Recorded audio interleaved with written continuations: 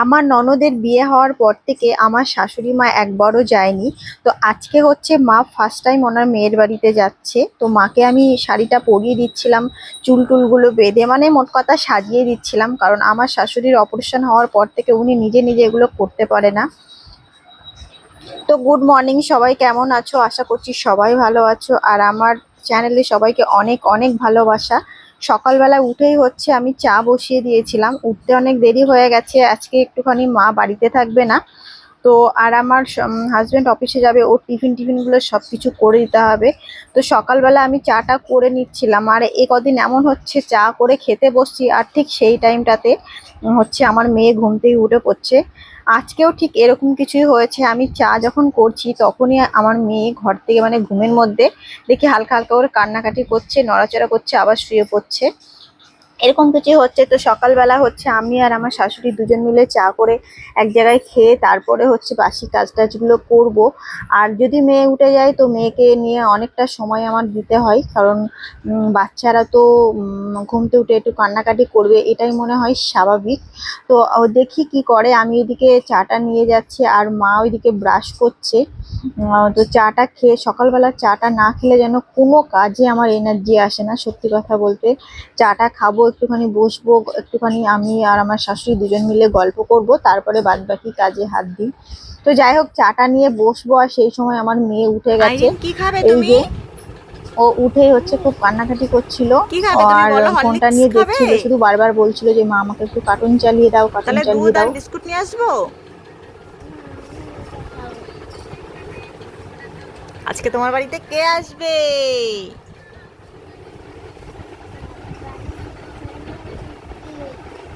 আজকে তোমার বাড়ি পিমনি আসবে। শোনো, আমাকে গুড মর্নিং দাও তো। না, বলো গুড মর্নিং। তুমি এখন সব ভুলে গেছো, বলো গুড মর্নিং। Good morning.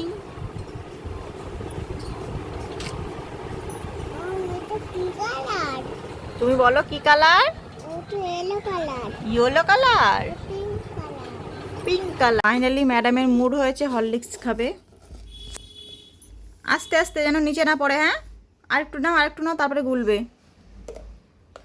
ঠিক আছে? হরলিক্সটা শেষ হয়ে গেছে আমার মেয়ের প্রায়, আর নিচের দিকে মানে আর এক দুবার খেতে পারবে। আরেকটু নাও, আরেকটু নাও।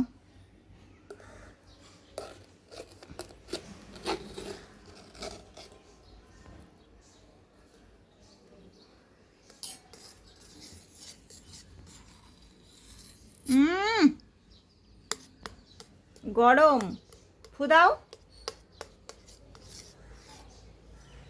ভালো করে গোলো, ভালো করে গোলো শোনো।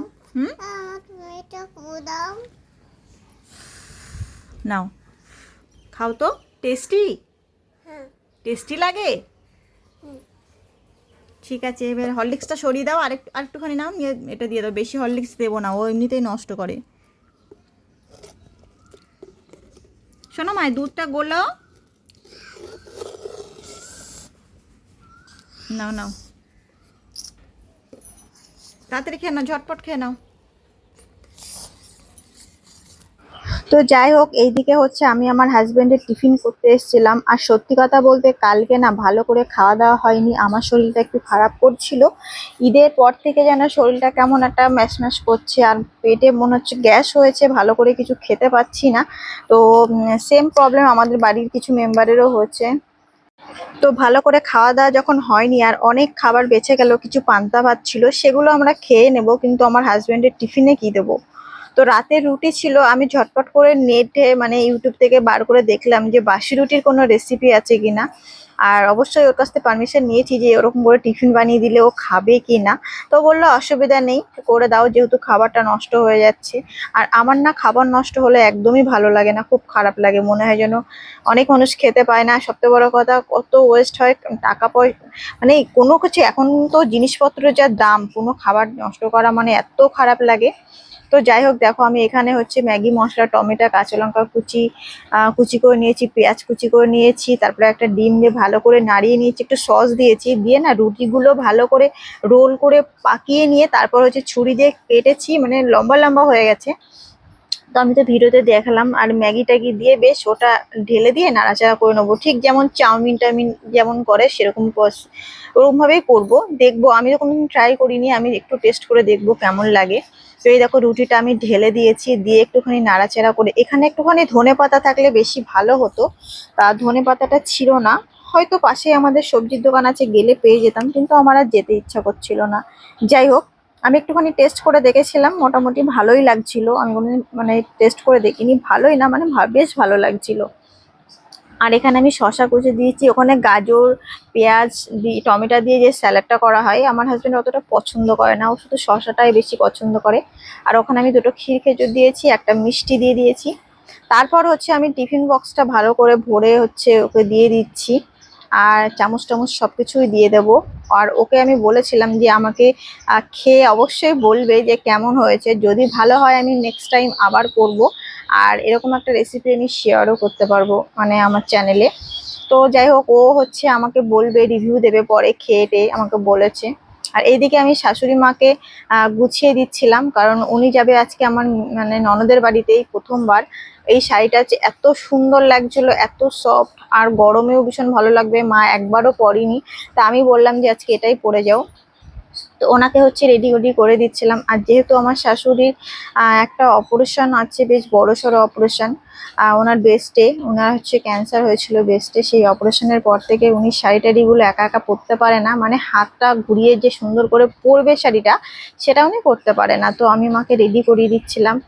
আর সবাই জানো যে ক্যান্সারের পেশেন্টের কেমো টেমো দিলে চুল উঠে যায়, তো মায়ের একদমই চুল উঠে গেছিলো, এখন নতুন করে ছোট ছোট চুল উঠছে। তো মা হচ্ছে গুছিয়ে বাঁধতে পারছিল না, তো আমি সুন্দর করে হচ্ছে দুই সাইড দিয়ে সরু সরু যে সাইড ক্লিপ গুলো হয়, ওটা দিয়ে আর কি সুন্দর করে মাকে আর কি সাজিয়ে দিচ্ছিলাম। তো উনি অনেক দিন পর আজকে সাজুগুজু করেছে, ওনার নিজেরও অনেক ভালো লাগছিল। আর আমি বললাম, মা চলো তোমাকে ভালো করে সাজিয়ে কয়েকটা ছবি তুলবো, ওনার ছেলেকে পাঠাবো, কারণ আমার হাজবেন্ড অনেকদিন মাকে এইভাবে গুছিয়ে দেখেনি, মানে এই যে সাজুগুজু করে শাড়ি পরে অনেকদিন দেখিনি। ওনার ছেলে দেখলেও অনেক খুশি হবে, যার জন্য আমি সুন্দর করে সাজিয়ে দিচ্ছিলাম। আর মাকে বললাম ছবি তুলে এক্ষুনি পাঠিয়ে দেবো। তো যাই হোক, আমার শাশুড়ি যেই রেডি হয়েছে, তখন থেকে আমার মেয়ের কান্নাকাটি শুরু হয়ে গেছে যে দাদিমার সঙ্গে যাবে, দাদিমা কোথায় যাচ্ছে, মা আমিও যাব, সে এক বায়না। তো যাই হোক না কেন, আমি তো ওকে বললাম যে ও দাদিমা ডাক্তারের কাছে যাচ্ছে, এটা সেটা করে বোঝাতেই পারছি না কিছুতেই। তো ওনাদের হয়তো মানে কি বলবো, বাচ্চারা এরকমই হয়, দাদিমাকে ভীষণ ভালোবাসে। বিশেষ করে আমার মেয়ে তো ওনার দাদিমাকে খুব ভালোবাসে, মানে খুবই ভালোবাসে। একটুখানি যদি আমি আমার মেয়েকে নিয়ে বেরোই, তাও আমার মেয়ে একটুখানি রাস্তায় গিয়েই দাদিমার খোঁজ করবে। আর এখানে দেখো, মাকে আমি হচ্ছে বাইরে নিয়ে এসে ফটো তুলছিলাম, আর শাড়িটা পরে মাকে খুব সুন্দর লাগছে। অন্যান্য ব্লাউজ আরো ছিল, মানে সবুজ ব্লাউজ দিয়ে পরলে আরো বেশি ভালো লাগতো, কিন্তু হাত অপারেশনের করার পর থেকে হাতটা অনেকটা ফুলে গেছে, তো সব ব্লাউজ ওনার গায়ে ফিটিংস হচ্ছে না। তো মা এখন বেরিয়ে যাচ্ছে, আমি টুকটুকি ডেকে দিয়েছি। এখান থেকে আমার ননদের বাড়ি খুব বেশিটা না, অল্প একটুখানি। তো আমি টুকটুকি ডেকে দিয়েছি মাকে, মানে এখান থেকে যেতে 5 মিনিট লাগবে। আর টুকটুকিটায় মা যেই চলে গেছে, আমার মেয়ে তো সেই থেকে ভীষণ কান্না, বিশ্বাস করো, এত কাজ ছিল, ওকে আমি রাখতে পারছিলাম না, মানে খুবই কাঁদছে, এটা ওটা দিয়ে কিছুতেই ভুলছে না। তারপরে হচ্ছে আমি বোঝাচ্ছি যে দাদিমা ডাক্তারের কাছে যাচ্ছে, এক্ষুনি চলে আসবে, তোমার জন্য খাবার নিয়ে আসবে, যেভাবে ভোলানো যায় আর কি।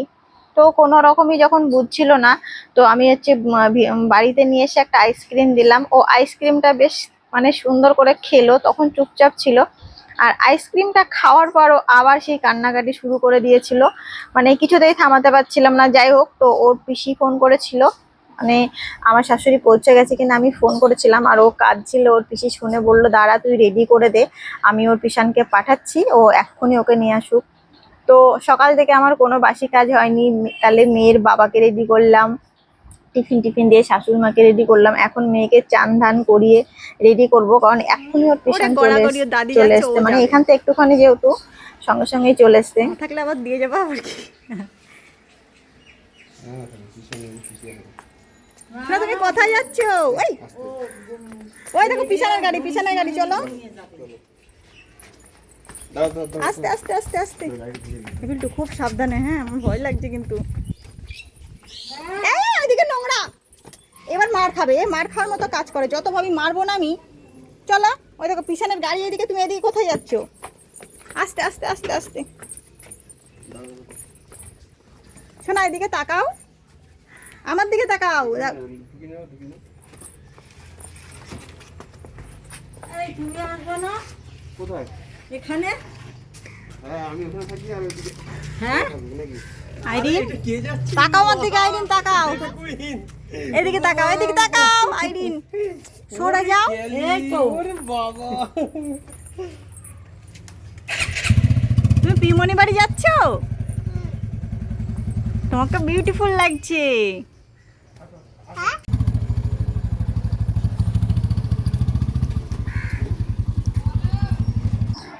আর এইদিকে হচ্ছে আমার ঘরদোর গোছানো সবে কমপ্লিট হলো, আমার ঘরটা সবে গোছালাম। মানে এখন মোটামুটি 12:30 একটা বাজে, সকালের কাজ আমি করছি, কিচ্ছু করার নেই। এতগুলো কাজ, সকাল থেকে অনেকটা ব্যস্ত ছিলাম, ভাগ্যিস মাল ছিল না। আর এদিকে আমি ফোনে গান চালিয়ে দিয়েছি, মানে ফোনের সঙ্গে আমার যে ইয়েটা আছে, জিবিএল এর একটা স্পিকার আছে, কি বলে ওটা, গান চালিয়ে দিলে না আমার খুব মানে তাড়াতাড়ি কাজ হয়ে যায়, মানে আপন মনে সুন্দরভাবে গুছিয়ে কাজ করতে পারি।